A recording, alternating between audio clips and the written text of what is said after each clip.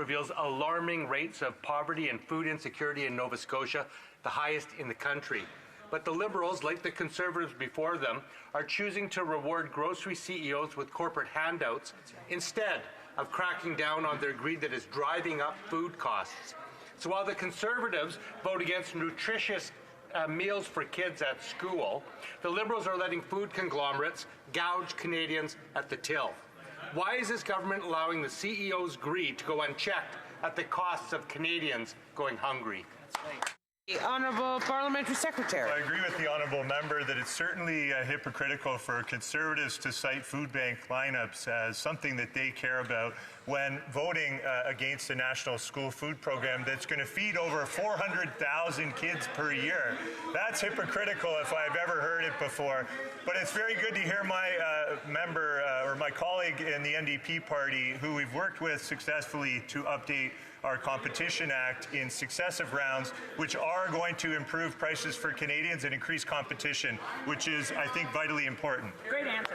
Member for Nanaimo Ladysmith. Madam Speaker, rent is going up faster than Canadians can afford, with families relying on credit cards more and more to buy food and necessities. In my riding of Nanaimo Ladysmith, rent went up over 9% last year alone. People can't cut back any more than they already are. Yet the Liberals are sitting on their hands and letting corporate greed drive up costs. This plan is not working. When will the Liberals have the courage to crack down on the corporate greed driving up rent and food prices? The Honourable Minister. Madam Speaker, I thank my honourable colleague for the question, and I point to the recent federal budget where we announced that we would be taking measures to prevent corporate landowners from buying up single-family homes, but also advancing measures to protect renters and to bring down the cost of rent by adding more supply. We are moving forward with programs that introduce low-cost financing for more rental construction. We've got new subsidies for affordable housing and cooperative housing and an acquisition for nonprofits who can actually take affordable homes and keep them affordable in perpetuity. In addition, Madam Speaker, we're moving forward with a Renters' Bill of Rights and a series of other measures that are designed to protect the interest of renters for whom the cost of living has simply become too high. The Honourable Member for Central Okanagan, Similkameen Nicola. Madam Speaker, after 9 years of this NDP Liberal government, finding an affordable rental is only getting harder. Despite their record spending, a new report says that rents in Canada increased 9.3% annually in April. It's gotten so bad that people seeking an affordable rental, their only choice, Madam Speaker, is to laugh or cry. Given the dire situation of these renters, could the Minister of Housing please enlighten us as to whether he considers the performance of his government's housing strategy a comedy of errors or a tragedy of oversights? The Honourable Minister. Madam Speaker, if my honourable friend is interested in a tragedy of oversights, I would direct him to the plan put forward by his leader when it comes to housing, which doesn't advance a single measure designed to help renters with the cost of living.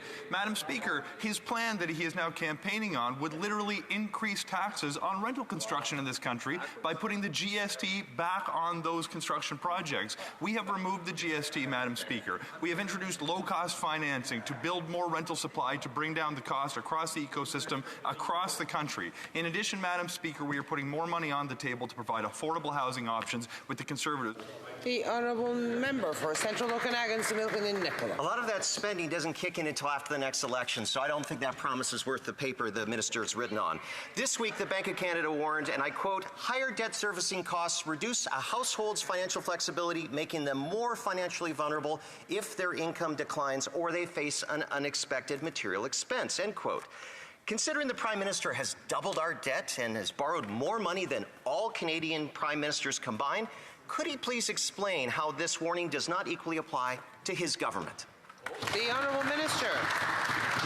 Madam Speaker, first to correct the misinformation, there is money flowing to projects, including in that member's province as we speak. We've signed multi-billion-dollar deals with provinces to build housing. We've invested billions more to now help the construction of nearly 500,000 units since the inception of the National Housing Strategy. But, Madam Speaker, he seems to ignore the fact that Canada maintains one of the healthiest fiscal positions amongst advanced economies. I expect he's trying to distract because they've had a very bad week when Canadians are focused on their use of the notwithstanding clause to erode erode important rights that are protected by the Canadian Charter of Rights and Freedoms. Madam Speaker, we will move forward with... The honourable member for Kelowna Lake Country. Madam Speaker, after 9 years of this NDP Liberal government, deficit spending caused skyrocketing inflation, which caused higher interest rates, which is causing higher mortgage payments. Right. The Bank of Canada confirmed that the Prime Minister's wasteful spending is keeping interest rates higher for longer.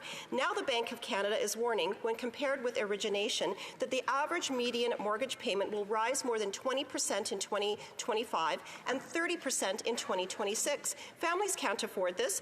Will this government stop their deficit spending so families can keep their homes? The honourable parliamentary secretary. Madam Speaker, what I would like to ask the member opposite who just asked that question is how does she face her constituents when at the very time that homes were being evacuated, people were losing homes to climate-induced wildfires, she was fighting the price on carbon pollution and fighting our work on making sure that we fight climate change. This is what's actually putting homes at risk. We're going to be supporting our firefighters who are fighting those fires. We're going to be doing what we need to fight climate change, and we are protecting Canadians. The honourable member for Kelowna Lake Country. Well, Madam Speaker, after 9 years, this Prime Minister just isn't worth the cost. Right. For families with variable rate mortgages with fixed payments, it's even worse. Median mortgage payments will increase 60% by 2026. Working class paychecks have been shredded by this NDP Liberal government. Common sense Conservatives would bring in a dollar-for-dollar law to fund $1 of savings for every new dollar spent. This is how families run their households. Can the minister explain how Canadian families are supposed to come up with hundreds or thousands of dollars more a month just to keep their homes? Great question. The honourable minister. Madam Speaker, we understand the very serious challenges that families are facing when it comes to the cost of housing, which is why we put a plan on the table that's designed to solve Canada's national housing crisis. What's fascinating about the member's own riding, we've actually invested $31.5 million in that community to build thousands of homes, which she and her party oppose. Moreover, the Conservative plan lists only 22 communities in the entire country that can benefit from their plans. Kelowna is not on the list. I hope she has a hard time explaining that to her constituents who thanked us for the investment we made to build housing in her community.